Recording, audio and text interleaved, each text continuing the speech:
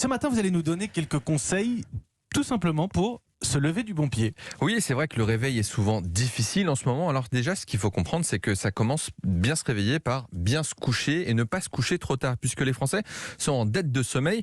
Alors parfois, on a des contraintes professionnelles et ça, je peux le comprendre, mais souvent, on a tendance à traîner un petit peu sur les réseaux sociaux, à regarder un peu plus une série et donc à s'exposer notamment à la lumière bleue qui va perturber votre sommeil. Lors du réveil, vous avez au contraire besoin de cette lumière bleue et donc s'il y a bien un moment où il faut s'y exposer, c'est le matin. Ça permet de synchroniser votre horloge biologique, celle qui va déterminer les rythmes de veille et de sommeil. Donc ouvrez la fenêtre, c'est vrai que le soleil se lève assez tard, allumez les lumières chez vous, ça vous permettra de mieux vous réveiller.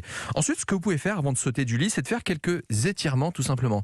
Mathieu, je vous avais proposé à la réouverture des salles de sport, d'aller ensemble faire un peu de musculation. Vous avez décliné poliment mon invitation, mais Je voulais pas vous humilier en public, Jimmy. je pense que les Français sachent. Attention à 2021, si vous me challengez, on va y aller.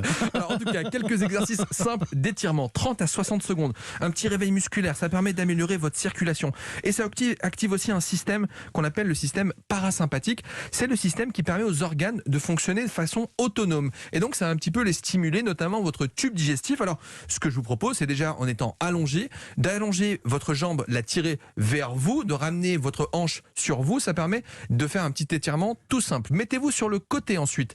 Vous allongez sur le côté gauche, vous mettez le bras allongé, vous mettez votre Il y a tête... Julie qui s'est installée déjà au studio. Exactement. et qui mime les exercices, mais c'est bien pour la vidéo, pour Europe1.fr. Donc vous vous allongez sur le côté gauche, vous allongez le bras gauche comme Julie fait, vous mettez votre tête et puis avec votre main droite, vous tirez sur votre jambe pour la ramener en arrière. Ça va étirer votre quadriceps et donc ça va vous faire du bien. Et puis dernière position, Mathieu, je crois que celle que vous préférez, c'est la position du cobra. Vous mettez allongé la tête en avant et vous mettez les pointes de pied vraiment qui touchent le sol et vous relevez simplement les avant-bras pour relever votre bassin et votre hanche. Ça vous permettra de détendre votre colonne vertébrale. C'est des pompes soft. Exactement, En fait, la position c'est des pompes du cobra. très légères.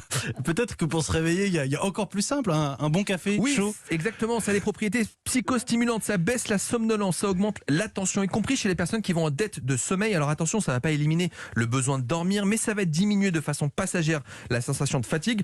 Je vous rappelle que le café, il est intégralement absorbé par le tube digestif et il parvient au cerveau en 5 minutes pour un effet qui va durer 3 à 4 heures. Et puis, je vous rappelle que c'est 600 mg par jour au maximum, soit 6 tasses de café. Et les études montrent, pour les gros buveurs de café, que le simple fait d'avoir une tasse de café à côté de vous, sans même la boire, procure les mêmes effets que de boire le café. Donc vous allez pouvoir tromper votre cerveau La preuve en studio. Exactement. Il est froid, il est là depuis 7h du matin. Mais vous l'avez en face de vous. Ah, et c'est vous un dites, doudou. Je suis réveillé, c'est votre doudou. Voilà, chacun son doudou.